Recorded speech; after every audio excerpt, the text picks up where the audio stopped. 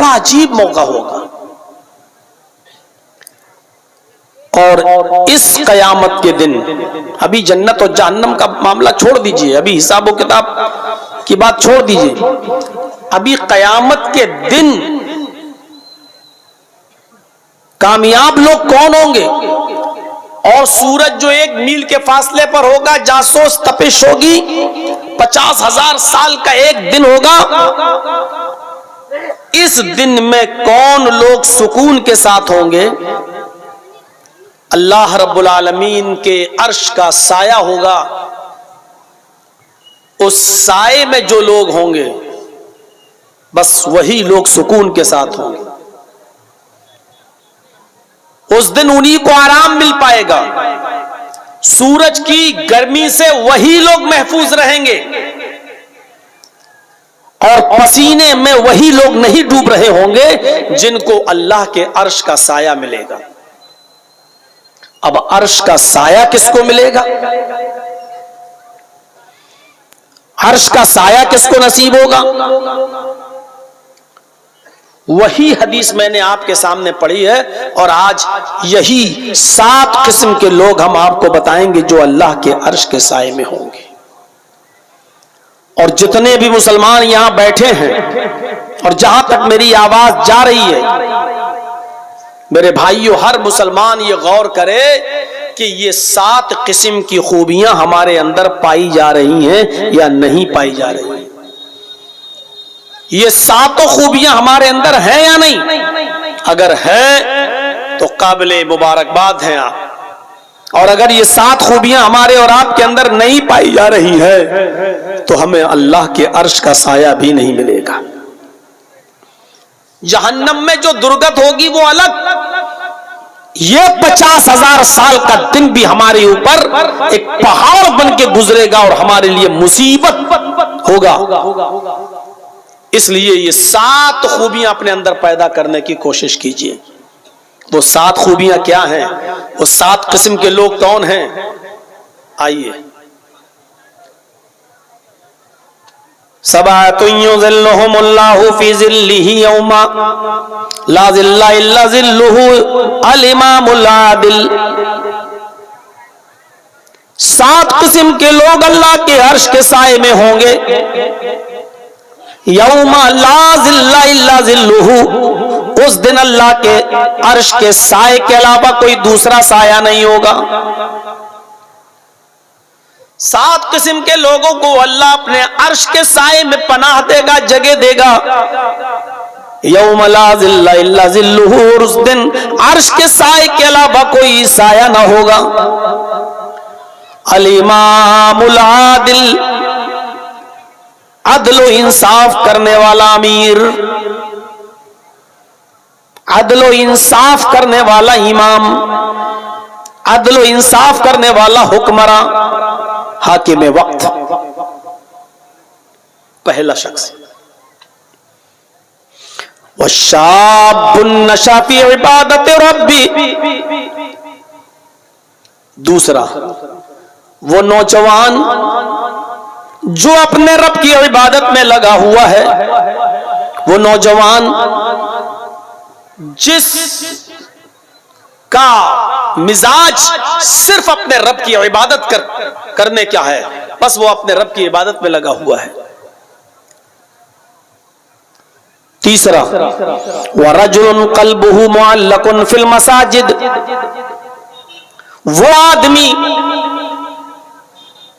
جس کا دل مسجد کی طرف اٹکا ہوا ہے. ابھی ظہر پڑھ کے آیا، گھر پہ کام کر رہا ہے، اس کا دماغ لگا ہے عصر کا وقت کب ہوگا. عصر پڑھ کے نکلا ہے، کچھ کام کر رہا ہے، بار بار گھڑی دیکھ رہا ہے، بار بار آسمان کی طرف دیکھ رہا ہے کہ مغرب کا وقت کب ہوگا. جس کا دل مسجد کی طرف لگا ہوا ہے. 3 وَرَجُلَانِ تَحَابَّا فِي اللَّهِ اجْتَمَعَا عَلَيْهِ وَتَفَرَّقَا عَلَيْهِ، اور وہ 2 لوگ جو آپس میں کسی سے محبت کرتے ہیں تو اللہ کے لیے، اور کسی سے نفرت کرتے ہیں تو بھی اللہ کے لیے. اپنا ذاتی مفاد اور اپنی ذاتی دشمنی نہیں ہوتی ہے. اگر کسی سے دوستی ہے تو اللہ کے لیے، اور اگر کسی سے دشمنی بھی ہوئی ہے تو اللہ کے لیے. 4 قسم کے لوگ ہو گئے. 5واں شخص یاد کیجئے، 5واں نوجوان، 5واں آدمی. وَرَجُلٌ طَلَبَتْهُ امْرَأَةٌ ذَاتَ مَنْصَبٍ وَجَمَالٍ فَقَالَ إِنِّي أَخَافُ اللَّهَ. وہ نوجوان آدمی، وہ شخص جس کو کسی خوبصورت اور حسین و جمیل عورت نے اور عزت دار اور شریف خاندان کی عورت نے اس کو گناہ کرنے کی دعوت دی، اس کو برائی کی طرف بلایا، اس کو اپنی طرف مائل کیا، اس کو اپنی طرف لبھانا چاہتی ہے، اس کے ساتھ منہ کالا کرنے کی دعوت دے رہی ہے، اس کے ساتھ زنا کرنا چاہتی ہے اور اس کو بلا رہی ہے، اس کو دعوت دے رہی ہے گناہ کرنے کی. اور اس آدمی نے اس کی دعوت کے ملنے کے بعد، اس کی طرف سے نمنترن ملنے کے بعد، نیوتا ملنے کے بعد، برائی کا موقع ہونے کے باوجود اس عورت کو جھاڑتے ہوئے پھٹکارتے ہوئے کہہ دیا، دور ہٹ، انی اخاف اللہ، میں اللہ سے ڈرتا ہوں. یہ 5واں آدمی بھی اللہ کے عرش کے سائے میں ہوگا. اور 6واں شخص کون ہوگا؟ وَرَجُلٌ تَصَدَّقَ بِصَدَقَةٍ فَأَخْفَاهَا. ایسا آدمی، ایسا شخص جس نے صدقہ کیا، جس نے خیرات کیا، جس نے کسی غریب کی، جس نے کسی ضرورت مند کی مدد کی اور صدقہ کیا، فَأَخْفَاهَا، اور اس کو چھپایا، چپکے سے کسی کی مدد کی، اور چپکے سے بھی اتنی خاموشی کے ساتھ اس نے مدد کی کسی غریب کی، حتی لا تعلم شمالہ ما تنفق یمینہ، کہ اس کا دایاں ہاتھ کیا کسی کو دے رہا ہے، اس کا داہنا ہاتھ کسی کو کیا دے رہا ہے، اس کی خبر اس کے بائیں ہاتھ کو بھی نہ پتا چلے. یعنی چپکے سے آپ باپ نے کسی کو کچھ دیا، بیٹے کو بھی پتہ نہیں چلا، شوہر کسی کی مدد کر رہا، بیوی کو بھی پتہ نہیں چل رہا ہے، اور اس آدمی کو بھی بدنام نہیں کر رہا ہے جس کی وہ مدد کر رہا ہے. یعنی چپکے سے کسی کی مدد کی، دائیں ہاتھ سے دیا، بائیں ہاتھ کو بھی خبر نہیں ہوئی، یہ آدمی بھی قیامت کے دن اللہ کے عرش کے سائے میں ہوگا. اور آخری شخص، 6 ہو گئے، لاسٹ، وَرَجُلٌ ذَكَرَ اللَّهَ خَالِيًا فَفَاضَتْ عَيْنَاهُ. وہ 7واں آدمی بھی اللہ کے عرش کے سائے میں ہوگا، جس نے اللہ کو اکیلے میں یاد کیا، جس نے اللہ کو تنہائی میں یاد کیا، جس نے اللہ کا ذکر تنہائی میں کیا، جس نے اللہ کو تنہائی میں یاد کیا، اکیلے میں، رات کی تاریکی میں، رات کے اندھیرے میں پوری دنیا سو رہی ہے، اس کی بیوی سو رہی ہے، اس کے بچے سو رہے ہیں سب، اور وہ اٹھا، وضو بنایا اور گھر کے کونے میں رو رہا ہے، اللہ کو یاد کر رہا ہے، اللہ کے عذاب کو سوچ سوچ کر، عذاب قبر کا تصور کر کر کے، جہنم کے بارے میں سوچ سوچ کر، میدان محشر کی جاسوس تپش کے بارے میں سوچ سوچ کر اللہ کا ذکر کر رہا ہے اور اللہ کو یاد کرتے ہوئے رو رہا ہے. اس کے آنکھوں سے آنسو بہ پڑے، ففاضت عیناہ، اللہ کے عذاب کا تصور کرتے ہوئے، اللہ کا ذکر کرتے ہوئے اس کی آنکھوں سے آنسو بہ پڑے اور رو دیا. تو ایسا اللہ کا ذکر کر کے جس کی آنکھوں کے آنسو گر پڑے، زمین کی اوپر ٹپکنے لگے، رونے لگا، ایسا آدمی بھی اللہ کے عرش کے سائے میں ہوگا. یہ 7 قسم کے لوگ، ان میں پہلا شخص اٹھائیے. اب کتنی غور سے سن رہے ہیں آپ؟ کسی کو کھڑا کر کے پوچھیں کہ میں نے 7 لوگ بتائے ہیں، کون کون ہیں؟ ابھی بتائے نا. اگر کسی کو کھڑا کر کے پوچھوں تو ابھی 4 آدمی بھی نہیں گنا پائے گا کوئی. پہلا شخص الامام العادل، عدل و انصاف کرنے والا امیر، حاکم وقت. اور یاد رکھیے سب حاکم ہیں، حاکم صرف وہی نہیں ہے جو حکومت چلا رہا ہے. آپ بھی اپنے گھر کے حاکم ہیں. اللہ تعالیٰ نے مرد کو عورت کا حاکم بنایا ہے. الرجال قوامون علی النساء، مرد عورتوں پر حاکم ہے. باپ اپنی اولاد پر حاکم ہے. بھئی آپ باپ ہیں، 4 بیٹے 2 بیٹیاں 3 بیٹیاں ہیں نا آپ کی، آپ ان کے حاکم ہیں. اب آپ انصاف کرتے ہیں یا نہیں کرتے؟ اپنی بیوی کے ساتھ، اپنے بچوں کے ساتھ. معاف کیجئے گا، اگر آپ نے اپنی اولاد کے ساتھ انصاف نہیں کیا تو اللہ کے عرش کا سایہ نہیں ملے گا. بنیاد ہی گر رہی ہے. جنت جہنم بات کی بات ہے، بنیاد ہی میں فیل ہو رہے ہیں. حضرت نعمان ابن بشیر رضی اللہ تعالیٰ عنہ فرماتے ہیں کہ ایک بار مجھے میرے باپ، میرے والد اللہ کے نبی جناب محمد رسول اللہ صلی اللہ علیہ وسلم کی خدمت میں لے گئے. اللہ کے نبی صلی اللہ علیہ وسلم کے پاس لے گئے. کون؟ نعمان ابن بشیر کے باپ. نعمان ابن بشیر فرماتے ہیں کہ مجھے میرے باپ ہاتھ پکڑ کر لے کر گئے اور اللہ کے نبی صلی اللہ علیہ وسلم کی خدمت میں پہنچے اور اللہ کے نبی محمد رسول اللہ صلی اللہ علیہ وسلم سے فرمانے لگے، اے اللہ کے نبی ھذا ابنی، یہ میرا بیٹا ہے. اے اللہ کے نبی یہ میرا بیٹا ہے. میرے پاس ایک غلام ہے جو میرا غلام ہے، وہ غلام میں اپنے بیٹے کو گفٹ کر رہا ہوں، وہ غلام میں اپنے بیٹے کو دے رہا ہوں، وہ غلام آج کے بعد میرے بیٹے کا ہوگا.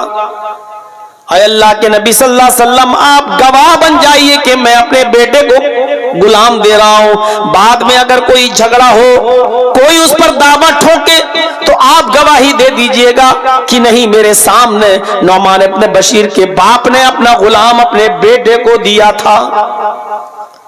نبی اکرم صلی اللہ علیہ وسلم نے نعمان ابن بشیر کے باپ سے پوچھا، کیا تمہارے اور بھی بچے ہیں، اور بھی بیٹے ہیں؟ انہوں نے جواب دیا کہ ہاں ہماری اور بھی اولادیں ہیں، ہمارے اور بھی بیٹے ہیں. فرمایا کیا تم ان کو بھی ایک ایک غلام دے رہے ہو؟ کیا تم ان کو بھی ایک ایک غلام دے رہے ہو؟ نعمان ابن بشیر کے باپ نے فرمایا نہیں، میں صرف اپنے اسی ایک بیٹے کو، ایک غلام ہے وہ میں اس کو ہبہ کر رہا ہوں، وہ میں اس کو دے رہا ہوں. اللہ کے نبی جناب محمد رسول اللہ صلی اللہ علیہ وسلم فرماتے ہیں پھر اپنے اس بچے سے بھی وہ غلام لے لو. اگر دینا ہے تو سارے بیٹوں کو ایک ایک غلام دو، اور اگر نہیں دینا ہے تو اس بچے سے بھی لے لو. میں بے ایمانی کے سودے پر، میں بےایمانی کے سودے پر گواہ نہیں بنتا. مجھے گواہ بنانا ہے تو ایمانداری کے ساتھ گواہ بناؤ. سب کو ایک ایک غلام دو، اور اگر ایک ایک غلام سب کے لیے نہیں ہے تو اپنے بیٹے سے بھی وہ غلام لے لو. نعمان ابن بشیر کو بھی مت دو. یہ عدل ہونا چاہیے باپ کا. کتنے لوگ ہیں آپ باپ ہوں گے، 4 بچوں کے، 5 بچوں کے، 6. غور کریں، زمین و جائیداد کا بٹوارا غور کریں. کیا آپ نے وصیت کی؟ آپ کے 2 بیٹے ہیں، 2 بیٹیاں ہیں، آپ کے مرنے کے بعد بیٹوں نے وراثت لے لی. کیا آپ کی بیٹیوں کو بھی حق ملا؟ مسئلہ یاد رکھیے گا، باپ کی زندگی میں اولاد کا کوئی حق نہیں ہے. باپ کی زندگی میں اولاد کا کوئی حق نہیں ہے. اگر وہ اپنی زندگی میں بٹوارا کرتا ہے کوئی باپ، تو جتنا بیٹے کو دے گا اتنا ہی بیٹی کو بھی دے گا. جتنا بیٹے کو دے گا اتنا بیٹی کو بھی دے گا. ہاں، اگر باپ نے زندگی میں بٹوارا نہیں کیا تو باپ کی وراثت باپ کے انتقال کے بعد جب تقسیم ہوگی تو جتنا بیٹے کو ملے گا اس سے آدھا بیٹی کا بھی حق بنے گا. لیکن وراثت مرنے کے بعد تقسیم ہوگی تب. لیکن آپ نے وصیت کی کہ میرے انتقال کے بعد میرے بیٹوں کا جتنا بنے بیٹوں کو دینا، میری بیٹی کا جتنا بنے ان بیٹیوں کو دینا. کیا آپ نے وصیت کی؟ अगर जमीन और जायदाद के बंटवारे में अमानतदारी नहीं हुई, बेटों के साथ बेटियों को हक नहीं मिला, बहनों को हक नहीं दिया आपने, आपके मरने के बाद आपकी बीवी को हक नहीं मिला, तो याद रखिए कयामत के दिन अर्श का साया नसीब नहीं होगा। साया अर्श का मिलेगा ही उस शख्स को जो अदल और इंसाफ कर रहा होगा। एक जिम्मेदार शख्स के लिए जरूरी है कि वो जिम्मेदारी के साथ निभाए और अदल और इंसाफ करने की वसीयत कर जाए अपनी जिंदगी में कि मेरे बच्चों सुनो, एक आलिम को बुला लेना मेरे इंतकाल के बाद, और वो जमीन और जायदाद का बिल्कुल सही सही बंटवारा कर दे। बेटों का जितना बनता बेटों को दे दे, बीवी का जितना बनता वो बीवी को दे दे, बहनों का बेटियों का जितना बनता वो बेटियों को दे दे। मेरे मरने के बाद मेरी बहन का जितना बनता वो बहन का हक दिया जाए। अगर आपने ये अदल से काम नहीं लिया तो याद रखिएगा, सबातु युज़िल्लुहुमुल्लाहु फी ज़िल्लिही यौम ला ज़िल्ला इल्ला ज़िल्लुहु अल इमामुल आदिल। कयामत के दिन जो 7 किस्म के लोग अल्लाह के अर्श के साए में होंगे, उनमें हम नहीं होंगे, क्योंकि हमने अपनी औलाद के साथ अदल इंसाफ का मामला नहीं निभाया। अगर आप हाकिम वक्त हैं तब तो और ज्यादा जिम्मेदारी बढ़ जाती है कि अपनी रियाया के साथ और आवाम के साथ और पब्लिक के साथ अदल करें, वरना बहुत भयानक अंजाम होगा। गस्सान का बादशाह, शाह गस्सान, जिसका नाम जबला इब्ने अयहम है, बहुत बड़ा बादशाह है गस्सान का, ईसाई है, इस्लाम से मुतासिर हो गया, इस्लाम की तालीमात से मुतासिर हो गया, प्रभावित हो गया और सोचने लगा कि अब मैं इस्लाम कबूल कर लूं तो बेहतर है, क्योंकि इस्लाम दिन पे दिन बढ़ता जा रहा है, इस्लाम के अंदर खूबियां ही खूबियां नजर आ रही हैं। लेकिन वो समझ रहा था कि मैं तो ईसाइयों का बादशाह हूं और कई मर्तबा उमर से टक्कर ले चुका हूं, उमर मुझसे नाराज होंगे, अमीरुल मोमिनीन उमर फारूक मुझसे गुस्सा होंगे, पता नहीं मैं इस्लाम कबूल करने चाहूं तो वो मेरे इस्लाम को माने भी या ना माने, कहीं मेरी गर्दन न उड़ा दे। इसलिए शाह गस्सान अपना एक कासिद, अपना एक दूत, अपना एक एलची लेटर लिखकर, खत लिखकर अमीरुल मोमिनीन के पास भेजता है। गस्सान का बादशाह जबला इब्ने अयहम एक लेटर लिखता है और अपने दूत के जरिए, अपने कासिद के जरिए वो लेटर भिजवाता है कि हजरत उमर फारूक से ये पूछो कि शाह गस्सान जबला इब्ने अयहम, गस्सान का बादशाह जो ईसाई है, वो इस्लाम कबूल करना चाहता है, क्या मेरी इस्लाम में एंट्री होगी या नहीं होगी। उसने एक कासिद को भेजा कि अब पता चल जाएगा मेरे कासिद के साथ उमर क्या सलूक करते हैं, मेरे भेजे हुए दूत के साथ उमर क्या सलूक करते हैं। अगर अच्छा सलूक किया तो ठीक, मैं इस्लाम ले आऊंगा, और नहीं तो फिर मैं ईसाई बना रहूंगा। जब वो कासिद, वो दूत हजरत उमर फारूक के पास आया और अमीरुल मोमिनीन को वो लेटर दिया, हजरत उमर ने उस लेटर को पढ़ा और पढ़ने के बाद उसी लेटर पर जवाब लिखवा दिया कि तुम फौरन चले आओ और इस्लाम कबूल कर लो। इस्लाम कबूल करने के बाद तुम्हारे ऊपर कोई नुकसान नहीं है, तुमसे कोई इंतकाम नहीं लिया जाएगा, तुमसे कोई बदला नहीं लिया जाएगा। शाह गस्सान ने जब जबला इब्ने अयहम ने ये लेटर पढ़ा तो बड़ा ताज्जुब करने लगा कि हजरत उमर फारूक रज़ियल्लाहु ताला अन्हु ने इतनी आसानी के साथ मेरे इस्लाम कबूल करने की बात मान ली और पुरानी दुश्मनी सब भूल गए। उसको हजरत उमर की ये सादगी पसंद आई, उसने अपने 500 घुड़सवारों को लिया, 500 साथियों को लिया और अपने घोड़ों पर बैठकर वो मदीने की तरफ सफर करने लगा।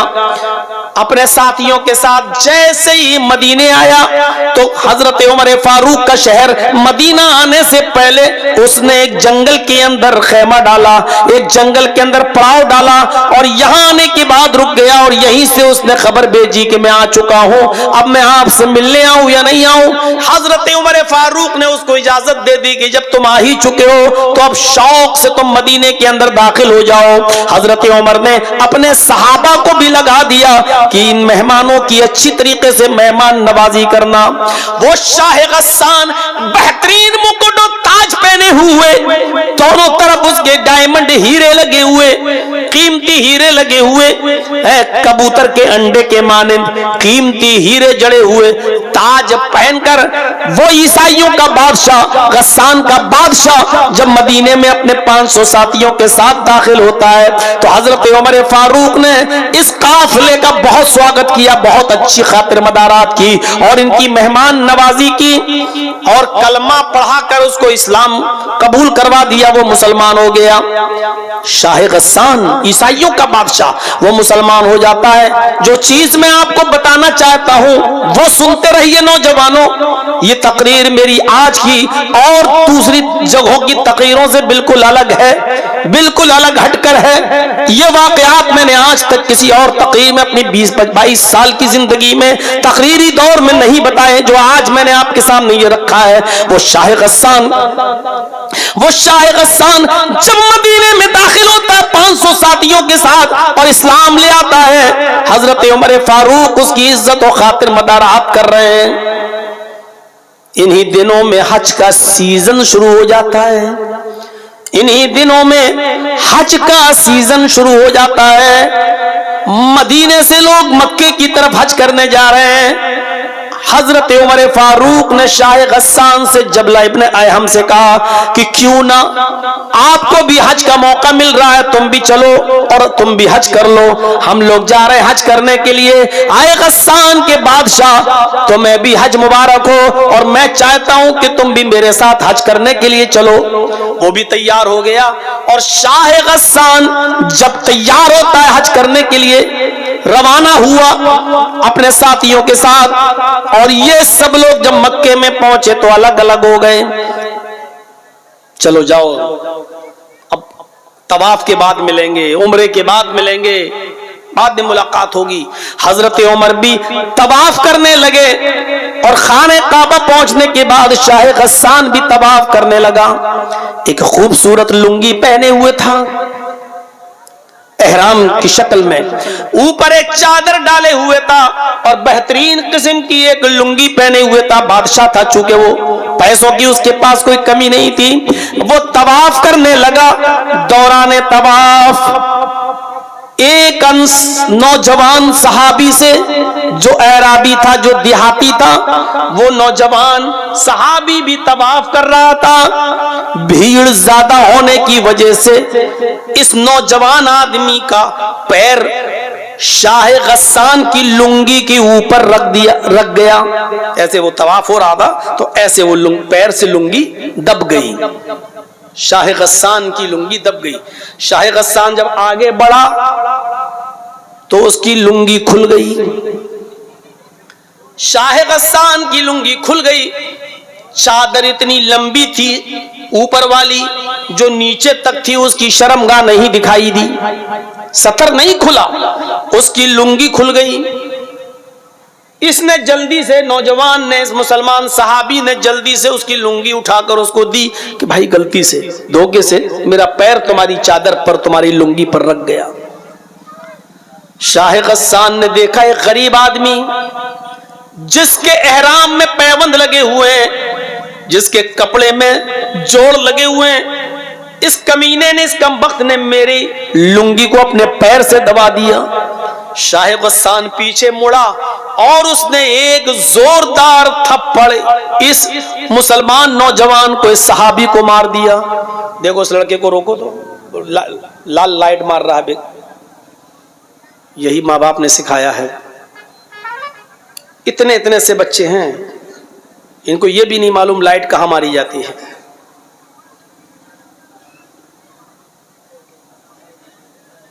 اس نے ایک زوردار تھپڑ اس نوجوان کو, اس دیہاتی مسلمان صحابی کو مارا.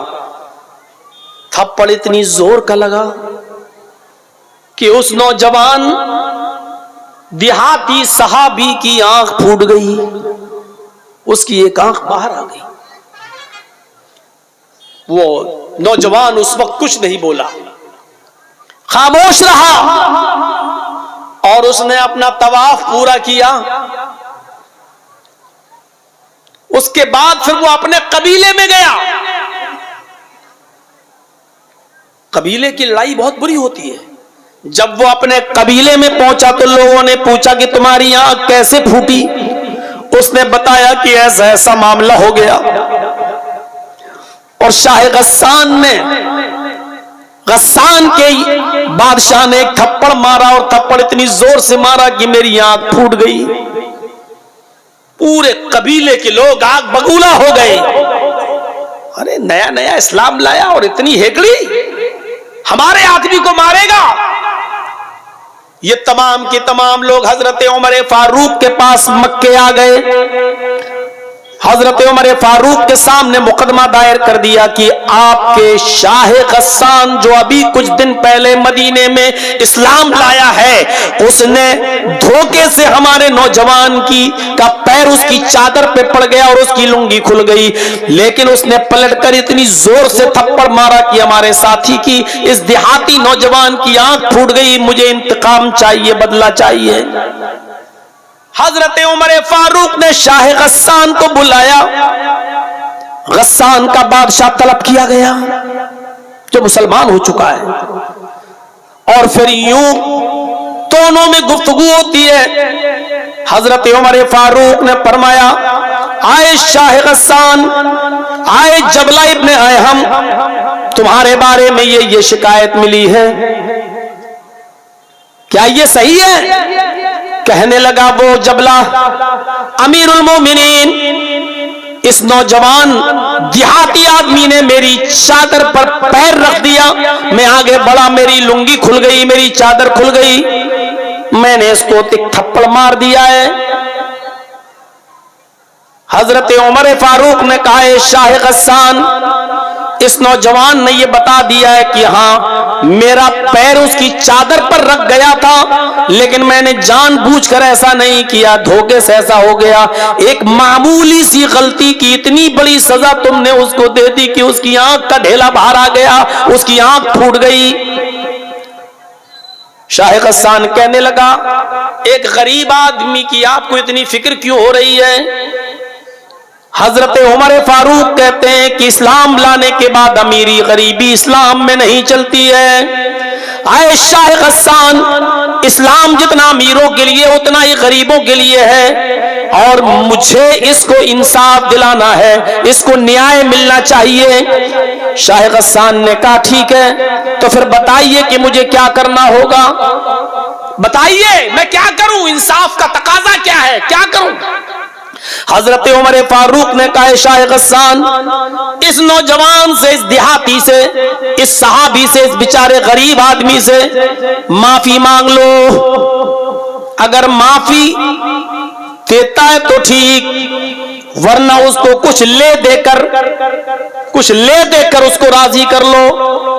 اگر معاف کرتا ہے تو ٹھیک، اور معاف نہیں کرتا ہے تو اس کو کچھ لے دے کر راضی کرو.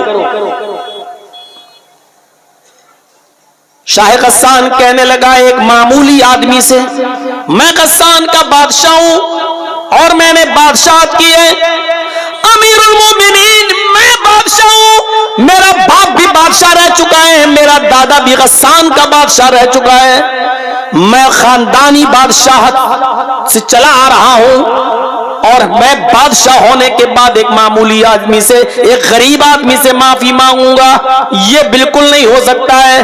میں کسی بھی قیمت پر معافی مانگنے کے لیے تیار نہیں ہوں، میں ایک معمولی آدمی سے معافی مانگوں گا.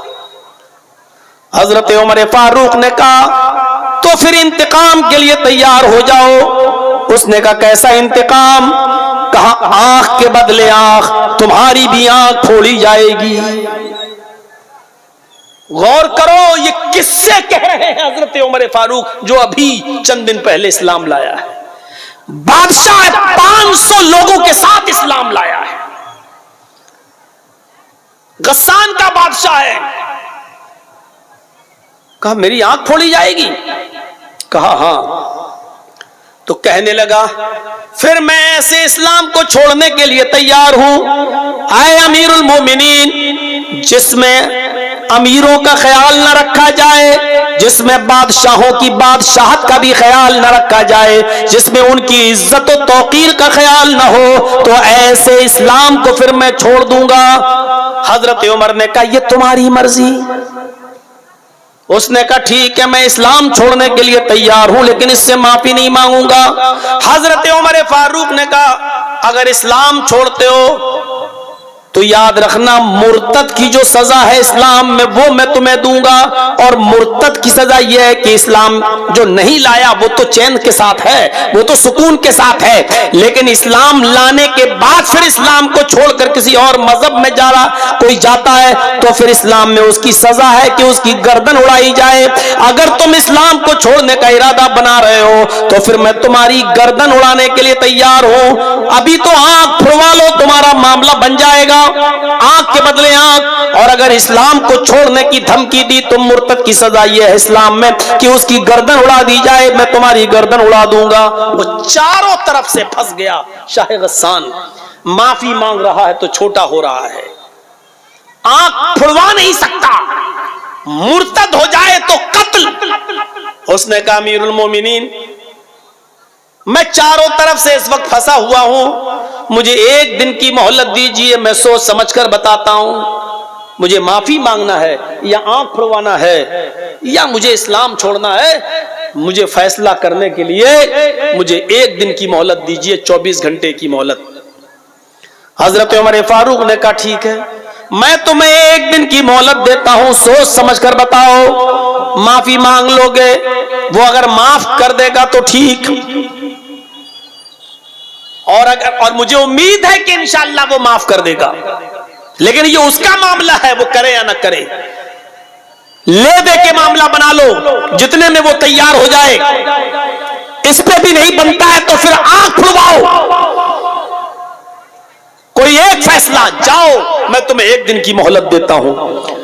वो अपने बस्ती में गया जहां रुका हुआ था 500 आदमियों के साथ, और उन लोगों से कहता है कि ऐसा ऐसा मामला है, इस इस्लाम में हमारी कोई इज्जत नहीं है, तौकीर नहीं है, हमको गरीबों के साथ लाके बिठा दिया गया और कहा कि इसको बदला दो, लिहाजा रात की तन्हाई होने दो, जब सारी दुनिया बेहोशी में सो रही होगी उस वक्त हम 500 आदमी यहां से फरार हो जाएंगे।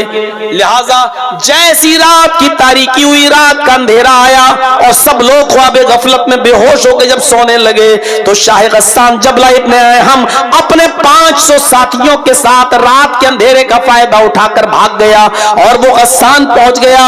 मेरे प्यारे साथियों, हजरत उमर फारूक ने उसकी कोई परवाह नहीं की। 500 लोग चले गए चाहे, लेकिन इंसाफ का मर्डर नहीं होना चाहिए, अदल बाकी रहना चाहिए। इस्लाम की तालीम यही है कि इंसाफ कायम रहे, एक गरीब आदमी को, एक गरीब नौजवान को भी इंसाफ मिलना चाहिए। हजरत उमर फारूक ने कहा, नौजवान वो गया 500 आदमियों को भी ले गया, कोई परवाह नहीं, अल्लाह का शुक्र है कि मैंने अदल को बचाया, मैंने न्याय को बचाया, मैंने इंसाफ को बचाया। मेरे भाइयों, ऐसा अदल करने वाला अमीरुल मोमिनीन हजरत उमर फारूक जैसा शख्स कयामत के दिन अर्श के साए में होगा।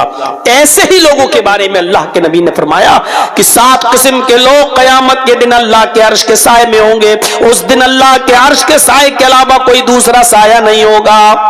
अल इमामुल आदिल, पहला शख्स अदल इंसाफ करने वाला, हुक्मरान, हाकिम वक्त, अमीर, जो घर का भी जिम्मेदार हो।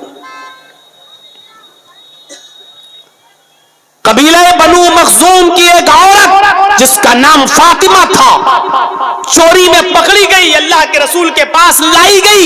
नबी अकरम सल्लल्लाहु अलैहि वसल्लम ने फरमाया, इसकी चोरी इतनी ज्यादा है कि हद को पहुंच रही है, इसका हाथ काट डालो। लोगों ने कहा, अमीर घर की है, बड़े ऊंचे और इज्जतदार घराने की औरत है, अगर इसका हाथ कट गया तब तो नाक ही कट जाएगी उस खानदान की, उस कबीले की।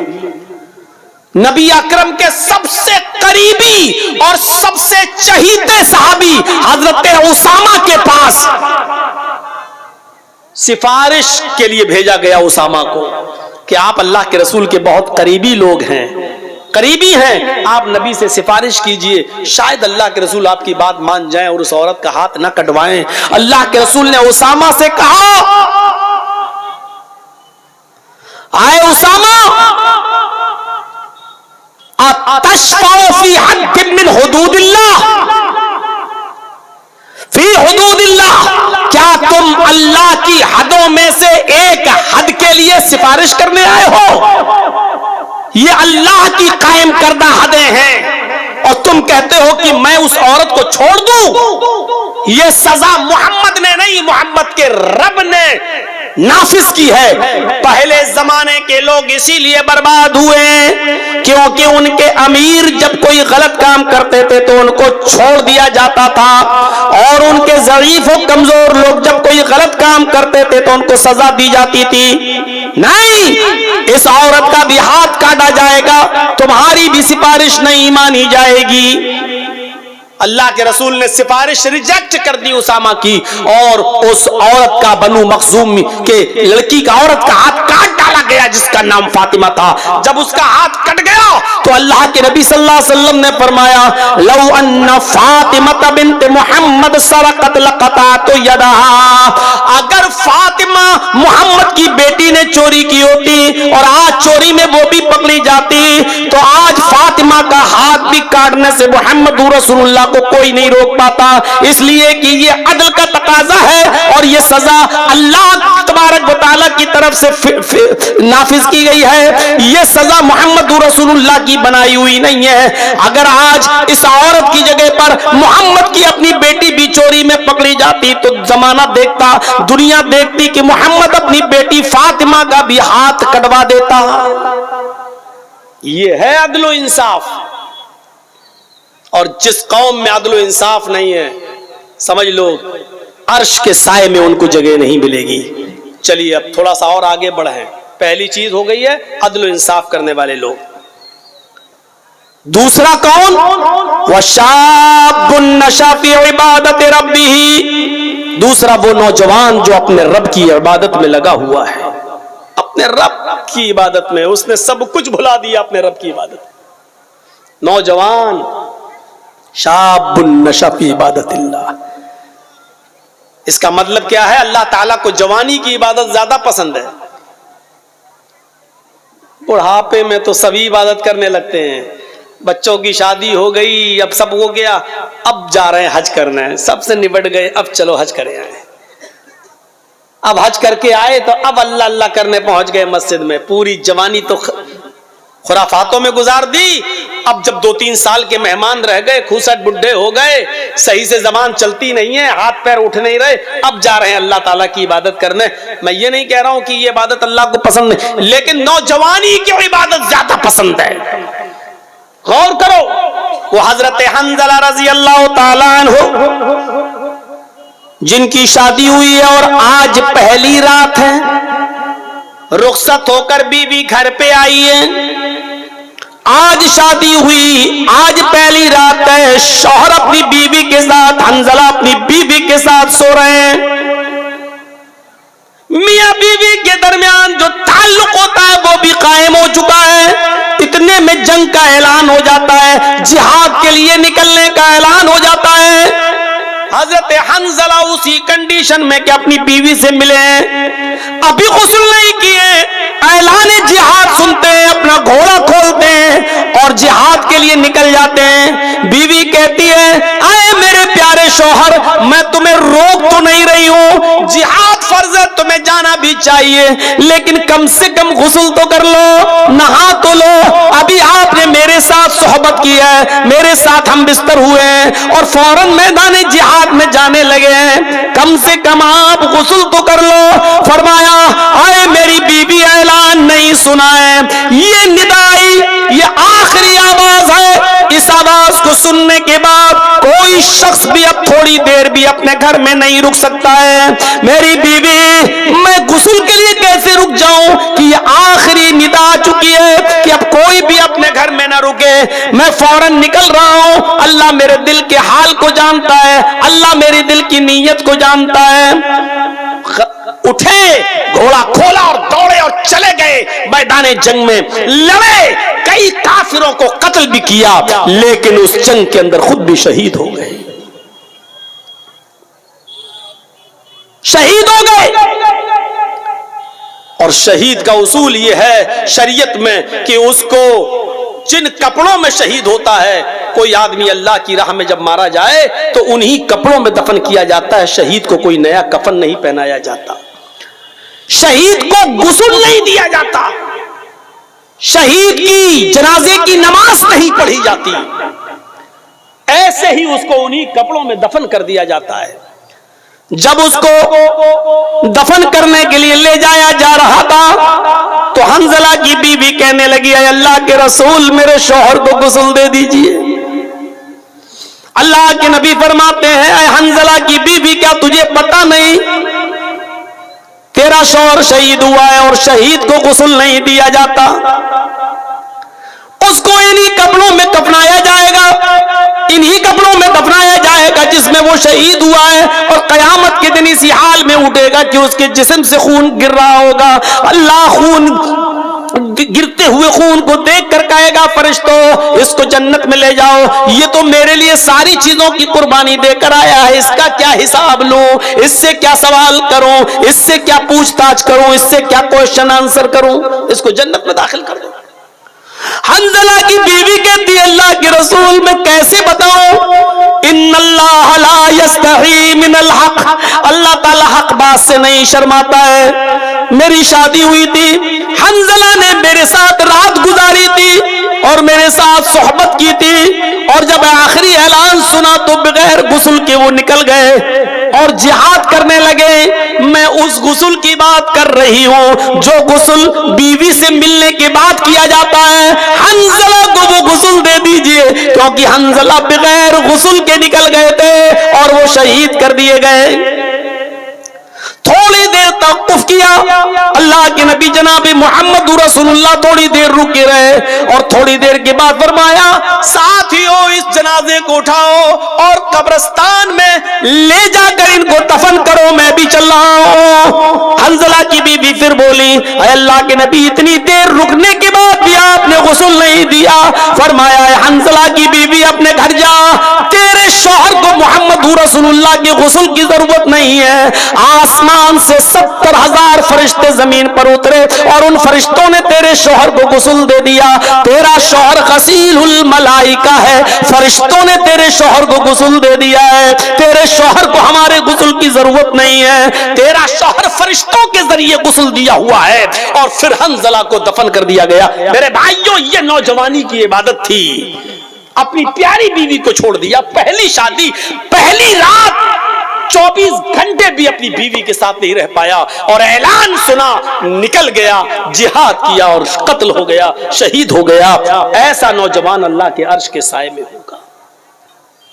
وَشَابٌ نَشَأَ فِي عِبَادَةِ رَبِّهِ, وہ عقبہ ابن نافع جس نے اسلام کا پرچم لہراتے لہراتے, دائیں اسلام بائیں اسلام پیچھے اسلام سامنے سمندر, اللہ میں دائیں دیکھتا ہوں تو تیرے نبی کا جھنڈا لہرا رہا ہے, بائیں جہاں جاتا ہوں تیرے نبی کا پرچم لہرا رہا ہے, پیچھے مڑ کے دیکھتا ہوں اور جہاں جہاں تک میں گیا ہوں تیرے نبی کا جھنڈا لہر چکا ہے, سامنے سمندر ہے, اب میں کیا کروں.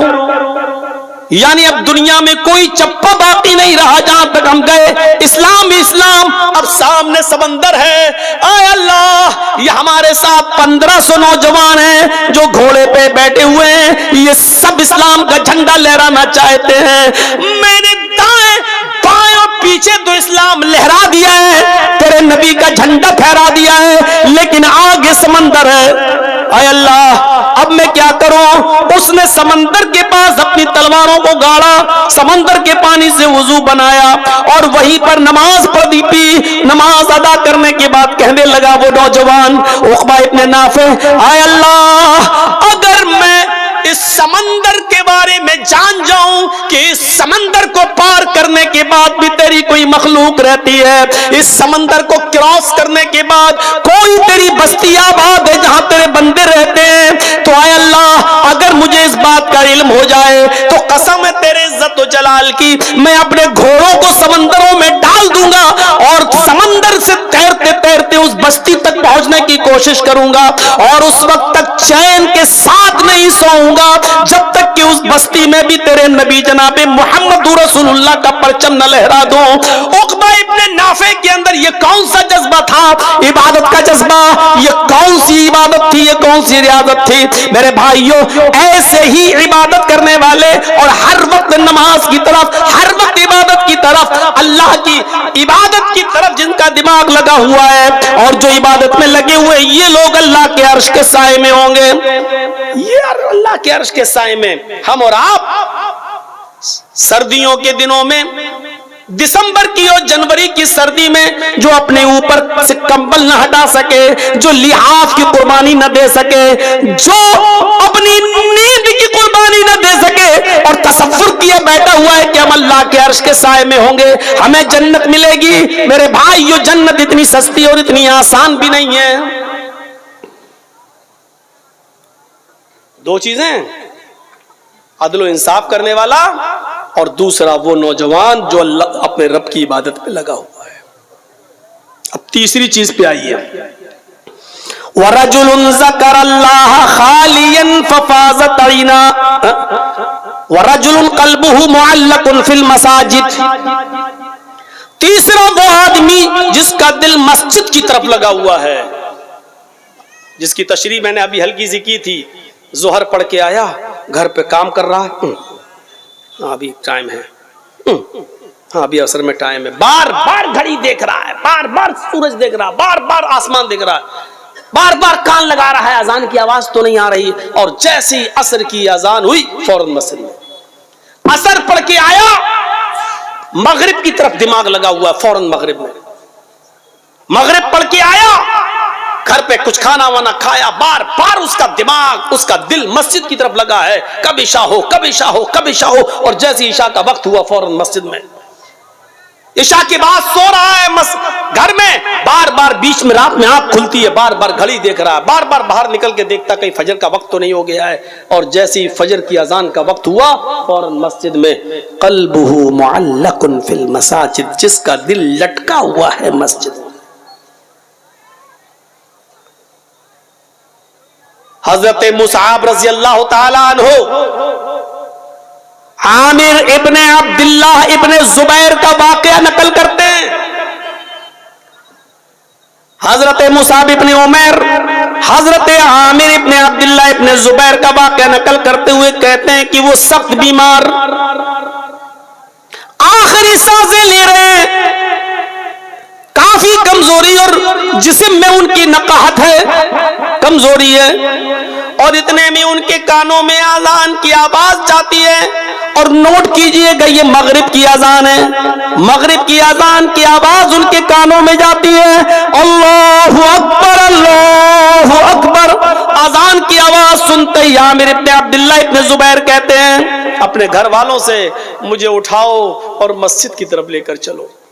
बच्चों ने कहा, रे आपकी हालत देखिए क्या है, आप नहीं जा सकते, आप लेटे रहिए, ऐसे ही लेट के नमाज पढ़ लीजिए। आमिर इब्ने अब्दुल्लाह इब्ने जुबैर का जो जवाब था वो सुनिए। कहते हैं कि मेरे बच्चों, मैं अल्लाह के दाई की आवाज पर लब्बैक क्यों न कहूं? अल्लाह की तरफ बुलाने वाला दाई दावत दे रहा है नमाज की, मैं उसकी दावत पर लब्बैक कैसे न कहूं? मुझे थोड़ा सा सहारा दे दो, मुझे उठा दो और मुझे मस्जिद तक पहुंचा दो। बीमार हैं, आखिरी वक्त है, अभी आपको पता चल जाएगा उनका आखिरी वक्त भी है, किस कंडीशन में है वो। जब उन्होंने जिद की कि मेरे बच्चों देखो, कयामत के दिन में तुम सबका गरिमान पकड़ूंगा अगर तुमने मुझे मस्जिद में नहीं पहुंचाया।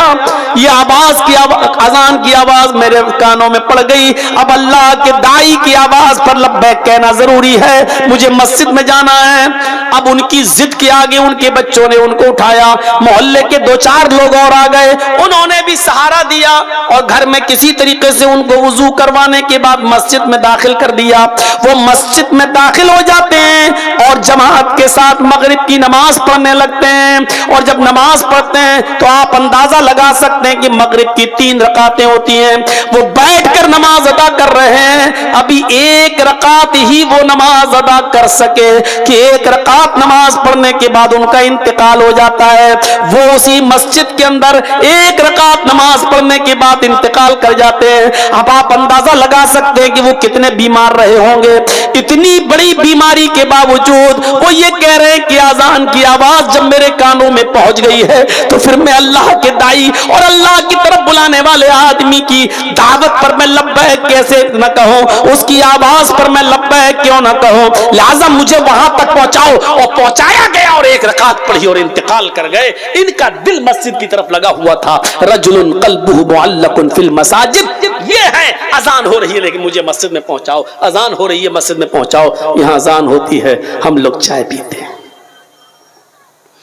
یہاں اذان ہو رہی ہے, ہم لوگ بازاروں میں سبزیاں خرید رہے ہیں. یہاں اذان ہو رہی ہے, ہم لوگ اپنے کاروبار میں لگے ہوئے ہیں. یہاں اذان ہو رہی ہے, ہم اپنے بینک میں نوکری کر رہے ہیں. یہاں اذان ہو رہی ہے, ہم اپنے بزنس میں لگے ہوئے ہیں. یہاں اذان ہو رہی ہے, ہم اپنے کھیتوں میں لگے ہوئے ہیں, اپنے کاروبار میں لگے ہوئے ہیں, اور تصور ہے کہ ہم جنت میں جائیں گے. ارے اللہ کے عرش کا سایہ نہیں ملے گا, جنت تو بہت دور کی بات. اللہ کے عرش کا سایہ بھی نہیں ملے گا. امام بغوی نے اپنی مشہور و مایہ ناز کتاب السیر کے اندر عبید اللہ القواریری کا ایک واقعہ نقل کیا ہے کہ وہ شام بصرہ کے رہنے والے تھے. بصرہ کے, ان کے گھر کوئی مہمان آ گئے. ویسے تو وہ 5 وقت کی نماز میں پہلی تکبیر میں مسجد میں رہتے تھے, لیکن آج ان کے گھر میں کوئی مہمان آ گیا. مہمان کی دیکھ ریکھ خاطر مدارات کی وجہ سے اس کو کھانا وانا کھلانے میں تھوڑی سی دیر ہو گئی. اتنی سی دیر ہو گئی کہ عشاء کی اذان کے بعد جماعت مسجد میں ہو گئی. وہ اپنے مہمان کو کھانا کھلانے کے بعد مسجد کی طرف گئے تو کیا دیکھتے ہیں کہ مسجد سے لوگ نماز پڑھ کے واپس آ رہے ہیں. پوچھا کہ کیا ہوا, کہ جماعت ہو گئی. وہ دوسرے محلے میں گئے کہ وہاں جا کر شاید نماز مل جائے, جماعت مل جائے, لیکن دوسرے محلے میں جاتے تو کیا دیکھتے ہیں کہ ادھر بھی جماعت ہو چکی ہے. انہوں نے بصرہ کی آس پاس کی جتنی مسجدیں تھی کوشش کر کے دیکھ لیا کہ کہیں جماعت مل جائے, کیونکہ جماعت کا ثواب اکیلے نماز پڑھنے سے 27 گنا زیادہ درجہ رکھتا ہے. اس ثواب کی امید میں وہ جاتے ہیں کہ نماز ادا کر لو, جماعت مل جائے. لیکن ان کو بصرہ کی کسی مسجد میں عشاء کی جماعت نہیں ملی. تو پھر وہ اپنے گھر آ گئے اور اپنے گھر پہ انہوں نے جائے نماز بچھائی, مصلی بچھایا اور عشاء کی نماز وہ پڑھنے لگے. جب وہ 1 مرتبہ 4 رکعت عشاء کی پڑھ چکے تو کہنے لگے کہ عشاء کی نماز جماعت کے ساتھ اگر میں پڑھتا تو 27 گنا درجہ ملتا, 27 گنا ثواب ملتا. تو کیوں نہیں میں جماعت کے ثواب کو پہنچنے کے لیے عشاء کی نماز کو 27 بار پڑھ لوں. اگر میں 4 رکعت کر کے 27 مرتبہ اگر میں نماز پڑھوں گا تو ہمیں جماعت کا ثواب مل جائے گا.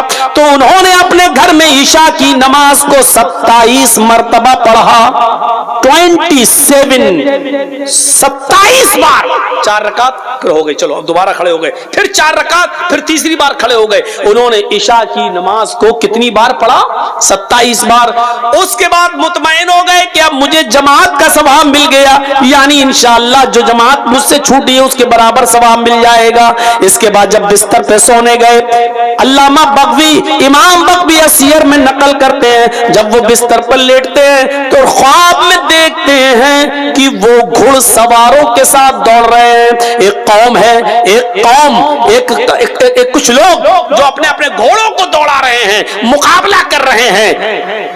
عبید اللہ القواریری بھی उस कौम के साथ अपने घोड़े को दौड़ा रहे हैं और क्या देखते हैं कि सारे लोग आगे आगे जा रहे हैं, सबके घोड़े मुझसे आगे दौड़ रहे हैं, मेरा घोड़ा सबसे पीछे की तरफ है। मेरे घोड़े से आगे एक और आदमी है, वो भी अपना घोड़ा दौड़ा रहा है। मैं उससे भी आगे निकलना चाहता था कि मैंने अपने घोड़े को एड़ लगाई, मैंने अपने घोड़े को ठोकर मारी, मैंने अपने घोड़े को कोड़ा मारा कि आगे निकले। तो मुझसे आगे जो सवारी था, मुझसे आगे जो घुड़सवार था, वो कहने लगा आए उबैदुल्लाह, अपने घोड़े को एड़ मत लगाओ, अपने घोड़े को कोड़ा मत मारो, मुझसे आगे निकलने की कोशिश न करो। आए उबैदुल्लाह, तुम हमारे बराबर नहीं आ सकते हो, हमसे आगे निकलना तो बहुत दूर की बात, तुम कितना भी नया घोड़ा ले लो, अच्छे से अच्छा घोड़े पे बैठ जाओ, लेकिन तुम हमारे घोड़े से आगे नहीं निकल सकते। उबैदुल्लाह अल-क़वारीरी कहते हैं कि आखिर तुम ये बात कैसे कह रहे हो, मेरा घोड़ा तुम्हारे घोड़े से अच्छा है और फिर भी हम तुम्हारे घोड़े से आगे नहीं निकल पाएंगे, आखिर वजह क्या है? तो वो शख्स कहने लगा जो मुझसे आगे था, आए उबैदुल्लाह, तुम हमसे इसलिए आगे नहीं निकल सकते क्योंकि ईशा की नमाज हमने जमात के साथ पढ़ी है और तुमने ईशा की नमाज जमात के साथ नहीं पढ़ी। 27 मरतबा नमाज पढ़ने के बाद भी वो दर्जा नहीं मिला जो जमात के साथ नमाज पढ़ने का मिलता है। वरजुलुन क़ल्बुहु मुअल्लकुन फिल मसाजिद, तीसरा वो आदमी मस्जिद जिसका दिल मस्जिद की तरफ लटका हुआ है, वो आदमी अल्लाह के अर्श के साए में होगा।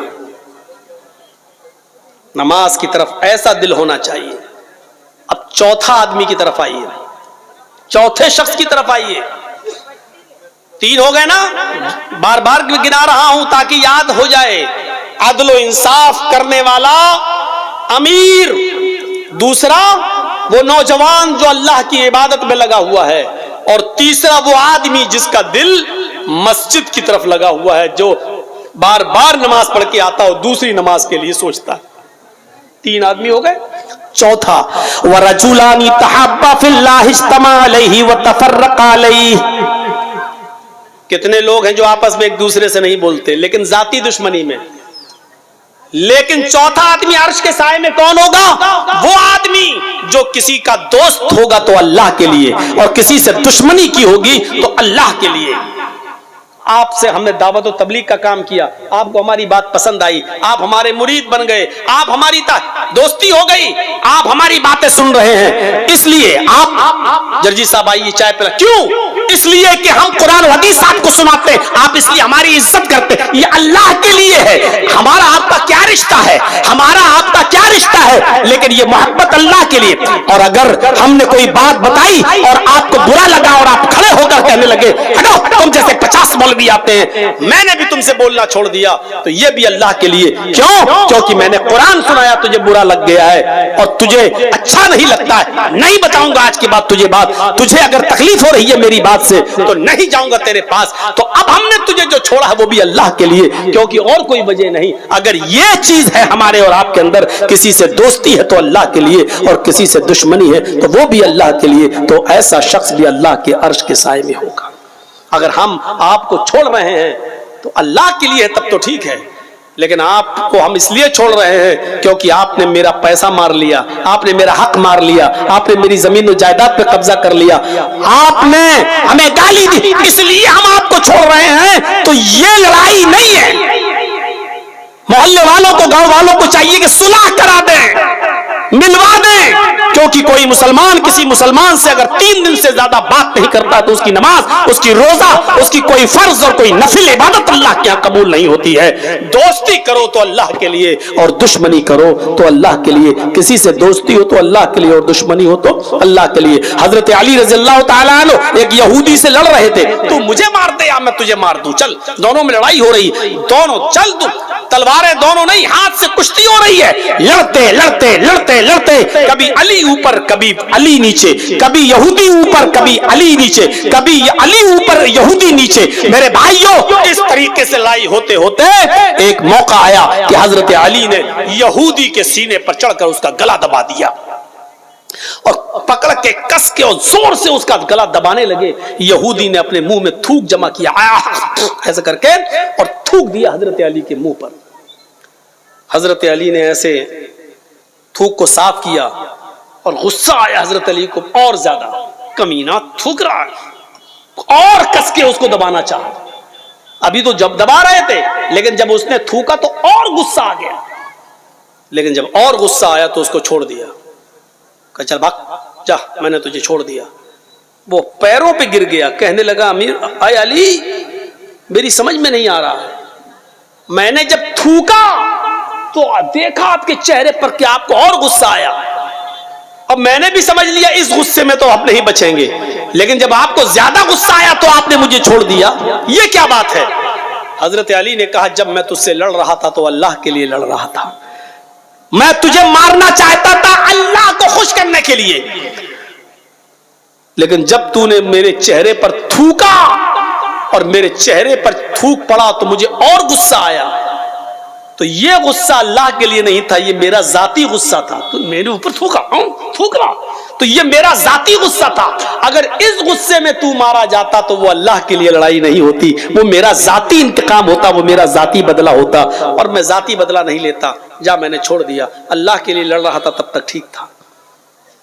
تو اللہ کے لیے لڑائی لڑ رہے تھے, جب اس میں ذاتی غصہ شامل ہوا تو چھوڑ دیا. تو ذاتی دشمنی نہیں ہونی چاہیے. ان 4 چیزوں کو نوٹ کریے, کیونکہ 5ویں چیز جو ہم بتانے جا رہے ہیں وہ آج ہمارے معاشرے اور سماج کا سب سے بڑا المیہ بنا ہوا ہے. پہلا شخص عدل و انصاف کرنے والا انسان, دوسرا وہ نوجوان جو اللہ کی عبادت میں لگا ہوا ہے, تیسرا وہ آدمی جو جس کا دل مسجد کی طرف لٹکا ہوا ہے, اور چوتھا وہ شخص جو محبت کرتا ہے کسی سے تو اللہ کے لیے اور دشمنی کرتا ہے کسی سے تو اللہ کے لیے. اور 5واں, نوجوانوں معاشرے میں سب سے بڑی برائی یہی, وَرَجُلٌ ذَاتُهُ امْرَأَةٌ ذَاتَ مَنْصَبٍ وَجَمَالٍ فَقَالَ إِنِّي أَخَافُ اللَّهَ. ایسا آدمی جس کو کسی خوبصورت حسین و جمیل عورت نے برائی کے لیے بلایا, ذات منصب شریف گھر کی, و جمال اور خوبصورت. بدچلن عورتوں کے بارے میں بات نہیں ہو رہی ہے, بازارو عورتیں, پیشہ ور عورتیں, جسم فروش عورتیں, ان کے بارے میں بات نہیں ہو رہی.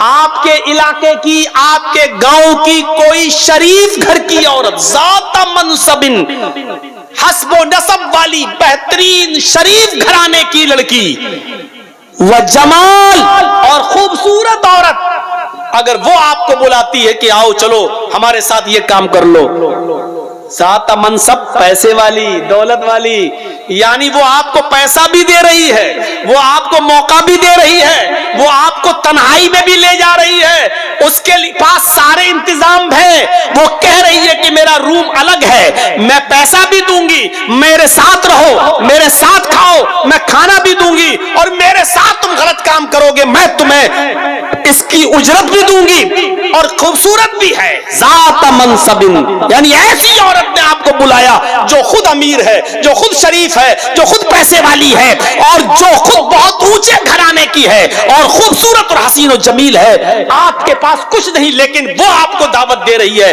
آپ کے پاس موقع نہیں لیکن وہ موقع دے رہی ہے, آپ کے پاس تنہائی کی جگہ نہیں لیکن وہ آپ کو تنہائی کی جگہ دے رہی ہے. یہ سب کچھ ہونے کے بعد پھر آپ نے ایسی خوبصورت, ایسی حسین و جمیل اور ایسی ذات اور منصب اور حسب اور نسب والی اور ایسی شریف عورت کو دیکھ کر کہا چل بھاگ یہاں سے, انی اخاف اللہ, میرا رب مجھے دیکھ رہا ہے, میں اللہ سے ڈرتا ہوں, میں تیرے قریب نہیں جا سکتا, میں یہ غلط کام نہیں کر سکتا.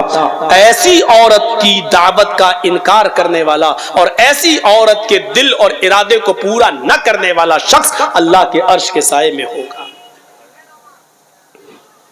اللہ کے عرش کے سائے میں ہوگا. امام ابن سیرین کا نام سنیں, بہت بڑے بزرگ گزرے ہیں, بہت خوبصورت تھے, بہت حسین و جمیل تھے. یہ جس بستی میں رہتے تھے بزازی کا کام کرتے تھے, कपड़े की गठरी को सर पे लाद कर गली गली मोहल्ले मोहल्ले में जाकर बेचा करते थे, और किसी मस्जिद के इमाम भी थे, लेकर गली गली बेचा करते थे।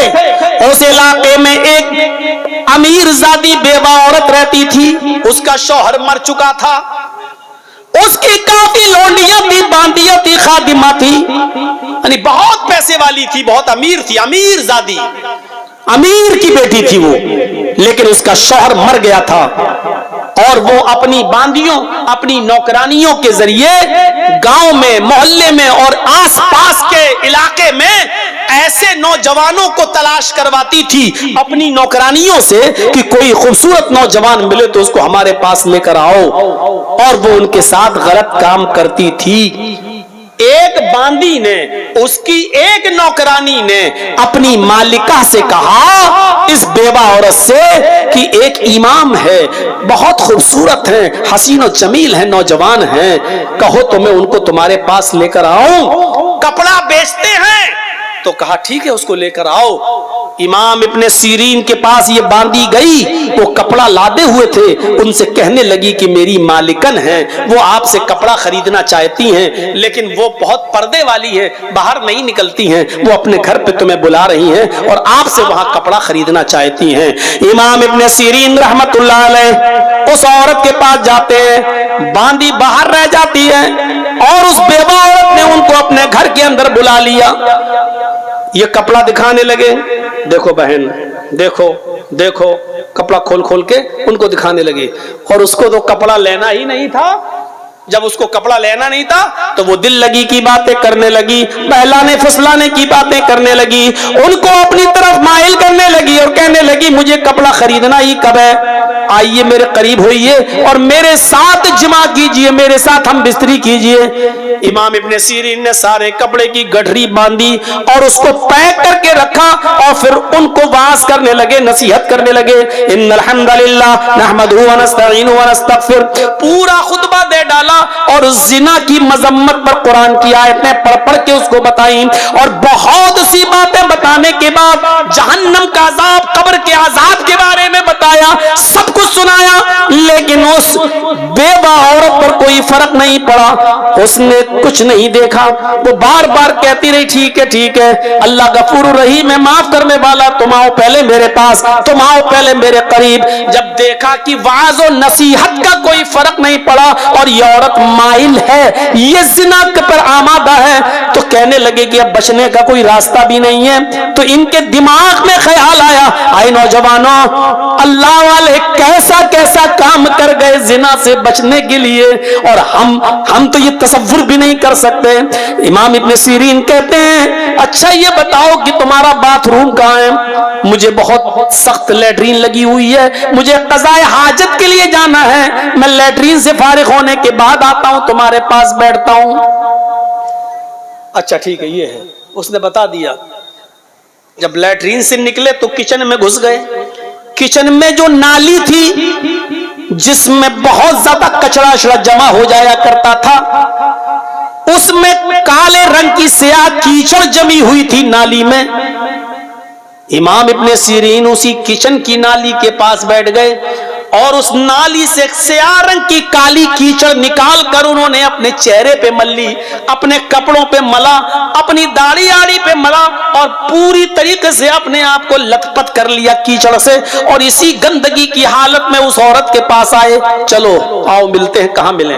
उसने कहा बदबू आ रही, ये क्या करके आया तू? ये जल्दी से कपड़े की गठरी उठाई और भाग गए। और फिर जब गांव में पहुंचे तो एक कुएं से पानी खींचा और वहां जाकर उन्होंने अपने कपड़े धोए और वहां जाकर वो नहाए धोए और उन्होंने गुस्ल किया और अल्लाह का शुक्र अदा किया कि आय अल्लाह, आज तूने मुझे एक औरत के शर्र फितन से तूने मुझे बचा लिया, आज मैं जिना जैसी बदकारी से महफूज हो गया। मेरे प्यारे साथियों, जिना से बचने के लिए गौर करो कि वो औरत, इमाम इब्ने सीरीन अगर उसका इरादा पूरा कर देते तो पैसा भी देती, तन्हाई भी दे रही थी, अमीर भी थी, कपड़ा भी नहीं खरीदती और पैसा भी दे रही थी उनको, सब कुछ। लेकिन इमाम इब्न सीरीन के पास सब कुछ था, मौका था, तन्हाई थी और वो बेवा औरत खूबसूरत भी थी, लेकिन इन सब के बावजूद अल्लाह का खौफ था और अपने आप को बचाया।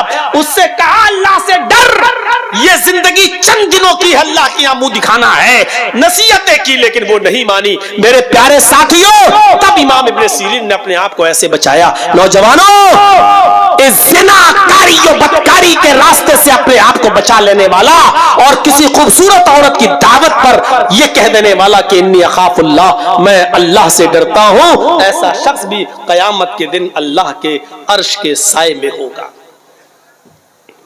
बुखारी शरीफ के अंदर एक वाक़या आया है, जब मरसद इब्न अबी मरसद एक सहाबी हैं, ईमान लाए, इस्लाम कबूल किया, तो अल्लाह के रसूल ने उनसे कहा कि तुम मक्के जाओ और मक्के में हमारे बहुत से मुसलमान सहाबा कैद है, काफिरों के चंगुल में हैं, उनसे छुड़ाकर चुपके चुपके मदीने की तरफ लाओ, उनको वहां से छुड़ाओ। तो ये रात में मक्के पहुंचते थे और रात में जाते थे, चुपके से किसी घर में घुसते थे, जहां कोई मुसलमान साहबी कैदी होता था उसको उठाकर लाते थे और फिर उसकी बेड़ियों को तोड़ते थे और फिर उसको मदीना भेज दिया करते थे। क्योंकि इस्लाम लाने से पहले खुद ये चोर थे, इस्लाम लाने से पहले खुद ये चोर थे, इनको बेड़ियां तोड़ने में महारत थी, ये जानते थे। तो अल्लाह के रसूल ने इनसे वही काम लिया कि तुम अब मुसलमान सहाबा की बेड़ियां तोड़कर उनको काफिरों से छुड़ाओ, उनके ऊपर जुल्म कर रहे हैं वो काफिर, उनको छुड़ाओ। तो एक दिन ये मक्के के अंदर पहुंच गए और उसी जगह चले गए जहां मुसलमान सहाबा कैद थे। रात की तारीकी का फायदा उठाया और एक दीवार के पीछे छिप गए। चांदनी रात थी, रात के अंधेरे में एक औरत निकल के आई, उसने दीवार के पीछे एक साया देखा, समझ गई कि इस दीवार के पीछे कोई आदमी बैठा है, उस आदमी का साया यहां आ रहा है। वो गई दीवार के पीछे, क्या देखती है कि एक आदमी बैठा हुआ है और देखते ही उसको पहचान गई। कहने लगी तुम तो मरसद हो, तुम तो मरसद हो। मरसद ने देखा, मरसद भी पहचान गए, कहने लगे तुम तो अनाक हो, तुम तो अनाक हो। कहां जमाने जाहिलियत में जब मरसद इस्लाम नहीं लाए थे तो इस औरत के साथ उनके नाजायज ताल्लुकात थे, कई मर्तबा इस औरत के साथ मिल चुके थे, लंबे तलंगे लंबे चौड़े थे, वो अनाक उनकी दीवानी थी। इतने दिनों के बाद आज देखती है, कहती है मरसद पुरानी यादें ताजा हो गई, कितने साल के बाद तुम आए हो, चलो हमारे घर चलो, हमारे घर में कोई नहीं, आज की रात हमारे साथ सो जाओ, वही रात गुजारो। मरसद इब्न अबी मरसद कहते हैं क्या या नाक, अब इन हाथों ने मोहम्मदुर रसूलुल्लाह के हाथों को छू लिया है, ये हाथ मोहम्मदुर रसूलुल्लाह से टच हो चुके हैं, इन हाथों ने मोहम्मदुर रसूलुल्लाह से मुसाफा कर लिया है। आया नाक, अब हराम औरत की तरफ में हाथ नहीं बढ़ा सकता, आया नाक बेहतर है कि तुम चली जाओ। अनाक कहने लगी अच्छा अब तुम बदल गए हो, मेरी आरज़ू और मेरे अरमानों का तुम गला घोंट रहे हो, इतने सालों के बाद आए हो, अगर तुमने मेरे इरादे और मेरे अरमान और मेरी आरज़ुओं को पूरा न किया तो मैं चिल्ला दूंगी। मरसद इब्न अबी मरसद कहते हैं कि कुछ भी करो लेकिन अब मैं तुम्हारे साथ जिना नहीं कर सकता है, मैं मुहम्मदुर रसूलुल्लाह सल्लल्लाहु अलैहि वसल्लम, इन आंखों ने मुहम्मदुर रसूलुल्लाह का दीदार कर लिया है, अब ये हराम चीज की तरफ उठेगी भी नहीं हमारी नजरें। अनाक कहती है आए खेमे वालों उठो, आए गांव वाले उठो, एक आदमी आया है तुम्हारे कैदियों को चुरा रहा है, तुम्हारे कैदियों को उठाकर ले जा रहा है। अनाक की आवाज सुनकर मोहल्ले वाले और गांव वाले उठने लगे, दौड़ने लगे। मरसद इब्न अबी मरसद ने जब उनको आता हुआ देखा तो वो भाग गए, एक पहाड़ की तरफ चले गए और पहाड़ के ऊपर चढ़ने के बाद उनको एक गार नजर आई तो वो पहाड़ से नीचे उतरकर उस गार के अंदर छिप गए। वो लोग पहाड़ के ऊपर तक आए, उनको गार का दरवाजा नहीं दिखाई दिया, उन्होंने गांव वालों ने उस पहाड़ के ऊपर खड़े होकर पेशाब भी किया। मरसद इब्न अबी मरसद कहते हैं, बुखारी की रिवायत है, वो पेशाब कर रहे थे और उनका पेशाब हमारे सर पर आ रहा था। वो पेशाब कर रहे थे और उनका पेशाब हमारे सर पर गिर रहा था, लेकिन मैं टसमस नहीं कर रहा था। अगर मैं थोड़ा बहुत हिलता तो वो मुझे पहचान लेते और देख लेते। मैं ऐसे ही छुपा रहा, यहां तक कि कुछ देर के बाद वो सब चले गए। रात काफी हो गई और वो सब चले गए, नाक भी चली गई, ये सोच कर कि अब तो मरसद इब्न अबी मरसद भाग गया है। फिर थोड़ी देर के बाद मैं गार से निकला और फिर मैं अपने काम में लग गया। इसके बावजूद मैंने एक आदमी को उठाया, उसको अपने कांधों पर लादा, लेकिन वो बहुत भारी आदमी था, हम उसको लेके चल नहीं पा रहे थे। वो बार बार उसको उठाते और वो मुझे थका देता। थोड़ी देर के बाद हम जब उसके गांव से बाहर निकले तो मैंने उसकी पैरों की बेड़ियां तोड़ी और उसके हाथों की बेड़ियां तोड़ी और उसको लेकर अल्लाह के नबी के पास आया। अल्लाह के नबी मोहम्मद रसूलुल्लाह को पूरा वाकया सुनाया। अल्लाह के नबी सल्लल्लाहु अलैहि वसल्लम, ऐसा ऐसा मामला है, अनाक हमारी पुरानी दोस्त है, उससे हमारे जमाने जाहिलियत में बड़े अच्छे ताल्लुकात थे, उसके साथ मैं जिना भी कर चुका हूं, उसके साथ मेरा उठना बैठना सब कुछ था, उसके घर पे रहता था। हाय अल्लाह के नबी, क्या इस्लाम लाने के बाद मैं उससे निकाह कर सकता हूं? क्या मैं उसको अपनी बीवी बना सकता हूं? आप इजाजत दीजिए कि मैं अनाक को अपनी बीवी बना लूं। अल्लाह के नबी सल्लल्लाहु अलैहि वसल्लम खामोश रहे कि आए मरसद, इंतजार करो, अल्लाह रब्बुल आलमीन की तरफ से अगर कोई हुक्म होता तो मैं तुम्हें बताता हूं कि तुम अनाक से निकाह कर सकते हो या नहीं निकाह कर सकते हो। यहां तक कि अल्लाह रब्बुल आलमीन ने कुरान में यह आयत नाज़िल फरमा दी कि अज़्ज़ानी ला यनकिहु इल्ला ज़ानियतन औ मुशरिकतन, कोई ज़ानी किसी ज़ानिया ही से निकाह कर सकता है और किसी मुशरिका से ही, और कोई ज़ानिया औरत किसी ज़ानी मर्द से ही निकाह कर सकती है, या ज़ानी या मुशरिक मर्द से निकाह कर सकती है। आए मरसद, तुम ईमान ला चुके हो, तुम मोमिन हो चुके हो, और किसी मोमिन के लिए जायज नहीं है कि किसी ज़ानिया और बदचलन औरत से, किसी ज़ानिया और मुशरिका से निकाह करे। लिहाजा अल्लाह ताला ने तुम्हें अनाक के साथ निकाह करने से मना कर दिया है। तुम अनाक को अपनी बीवी नहीं बना सकते हो। मेरे प्यारे साथियों, गौर करो किस तरीके से अपने आप को जिना से बचाया। जंगल में मौजूद बड़ी खूबसूरत औरत अनाक, दोस्ती भी रह चुकी है जमाने जालियत में, और वो कह भी रही है मेरे घर में कोई नहीं है, चलो। अकेला, तन्हाई का मौका, दिल के सारे दरवाजे खुले, पूरा चांस और पूरा मौका भी दे रही है। लेकिन मरसद इब्न अबी मरसद क्या कह रहे हैं? अल्लाह से डर, मैंने अल्लाह के रसूल के हाथों को छुआ है, अब ये किसी हराम चीज को नहीं छू सकते हैं। ये लोग अल्लाह के अर्श के साए में होंगे। लिहाजा वो नौजवान, वो आदमी जिसको किसी खूबसूरत लड़की ने बुराई के लिए बुलाया और उसने ये कह दिया कि मैं अल्लाह से डरता हूं, इन्नी अखाफुल्लाह, तो ऐसा शख्स भी कयामत के दिन अल्लाह के अर्श के साए में होगा। 5 चीजें हो गई, 2 चीजें और रह गई, इनका भी खुलासा कर दूं। वरजुलुन तसद्दक़ बिसदक़तिन फअख़फ़ाहा, किसी ने अगर सदका किया, किसी को दिया चुपके से, इतने चुपके से दिया कि दाएं हाथ से दिया बाएं को भी खबर ना हो, तो ऐसा शख्स जो चुपके चुपके किसी को सदका करता है, किसी की गरीब की मदद चुपके से करता है, ऐसा शख्स भी अल्लाह के अर्श के साए में होगा। ये नहीं रमजान के महीने में किसी गरीब की मदद कर रहे हैं, 5 किलो आटा, 2 किलो तेल, 1 किलो चीनी, शरबत की बोतल, खजूर, और उसका व्हाट्सएप पे फोटो खींच के व्हाट्सएप पे भी डाल रहे हैं। आज मैंने 20 लोगों को किट दी है, आज मैंने 50 लोगों को गल्ला पहुंचाया है, आज हमने 50 लोगों को, गरीब लोगों को साड़ी दी है। मेरे भाइयों, ऐसे लोग अर्श के साए में नहीं होंगे जो अपने नेकियों की नुमाइश करते फिरे और जिसको दे रहे हो उसको भी जलील करते फिरे बेचारे को।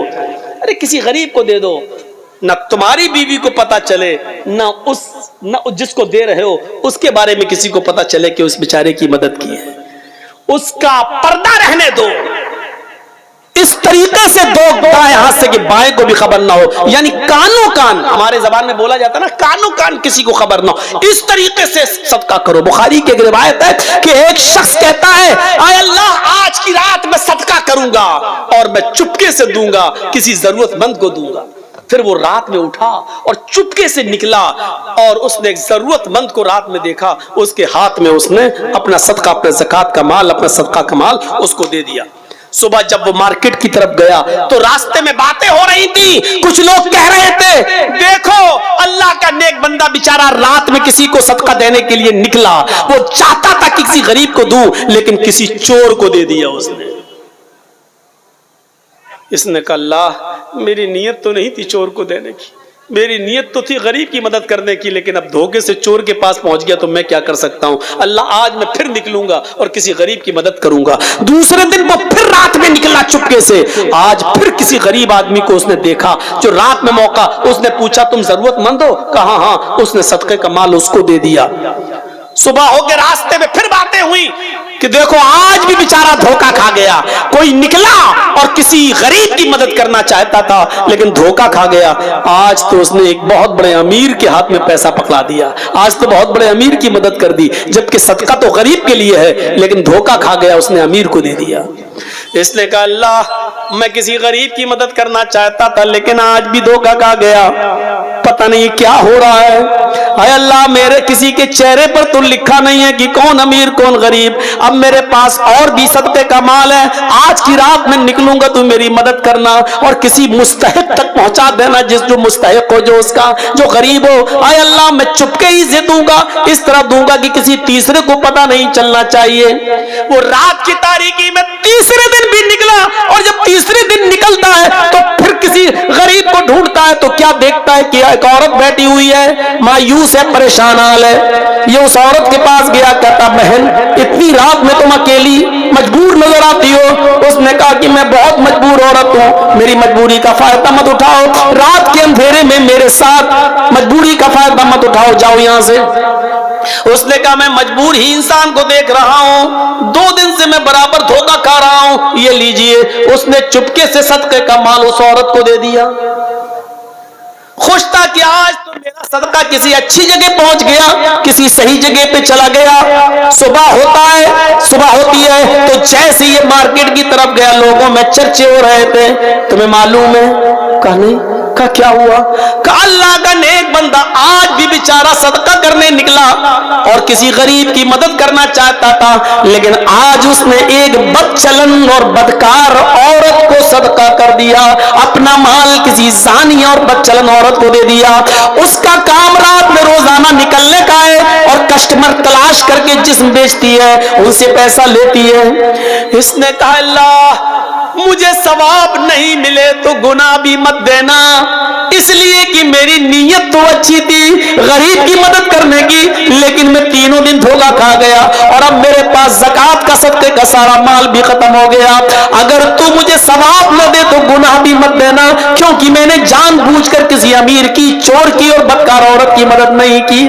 جب رات میں یہ سویا تو خواب دیکھتا ہے کہ کوئی کہہ رہا، بخاری کی حدیث، رات میں خواب دیکھتا کوئی کہہ رہا ہے تو مایوس مت ہو، نادم مت ہو، اللہ نے تیرے صدقے کو قبول کر لیا۔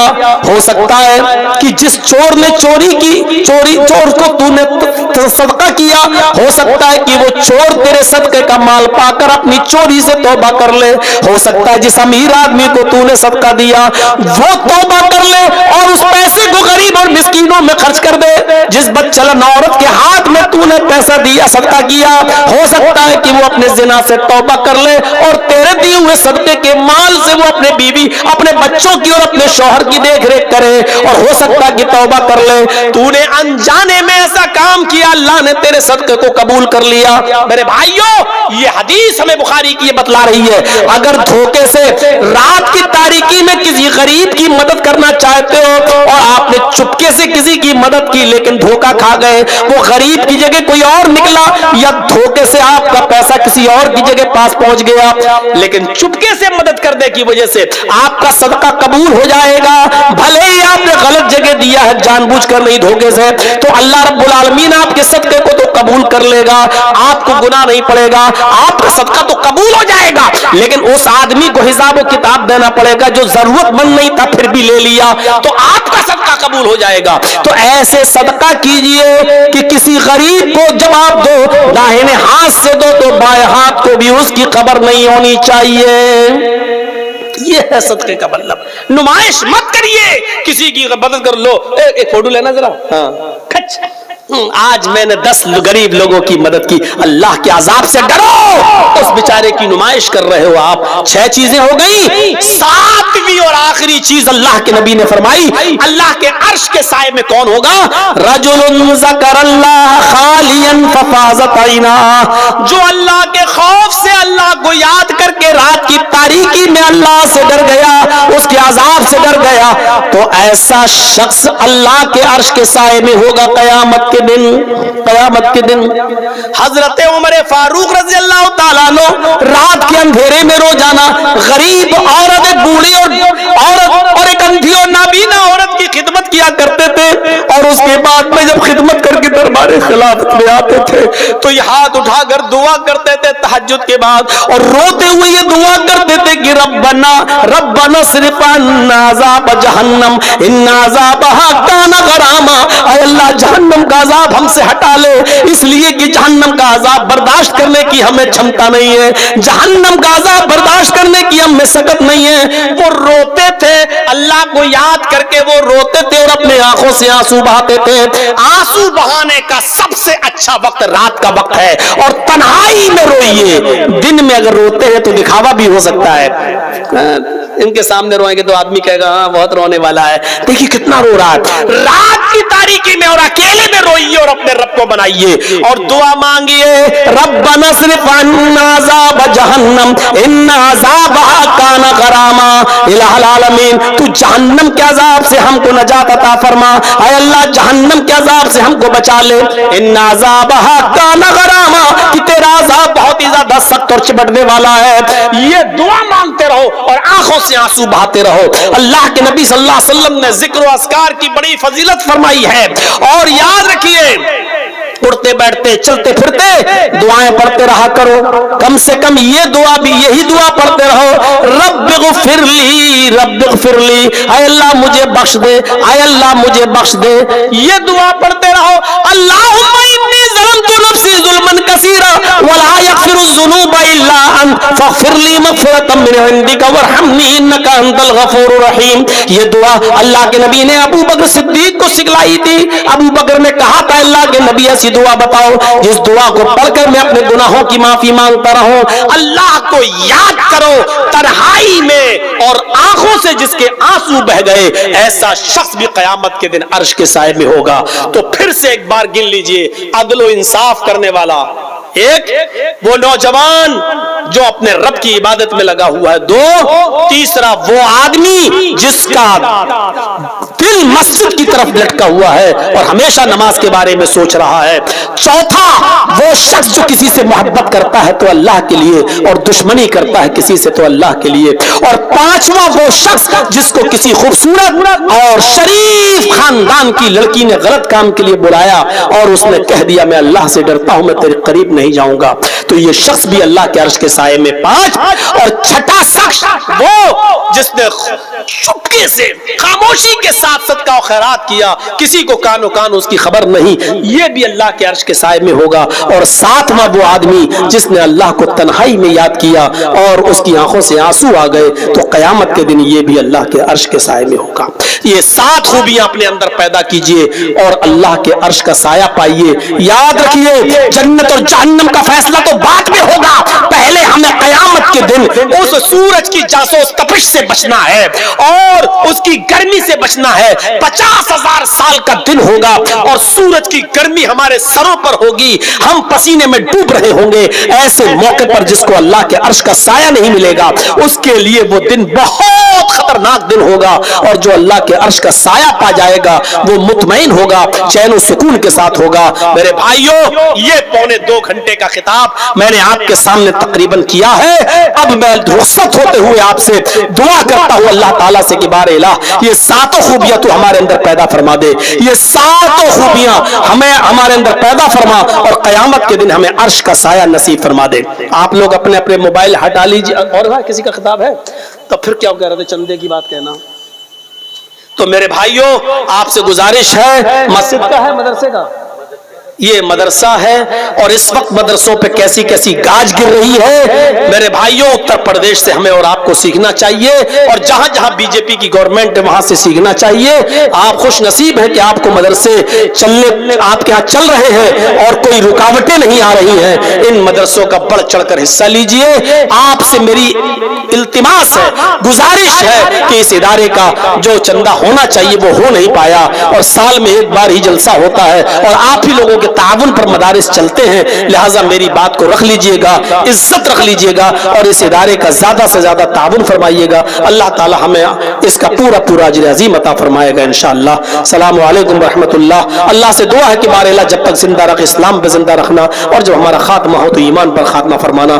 وما علینا الا البلاغ المبین وآخر دعوانا ان الحمد للہ رب العالمین. السلام علیکم ورحمۃ اللہ.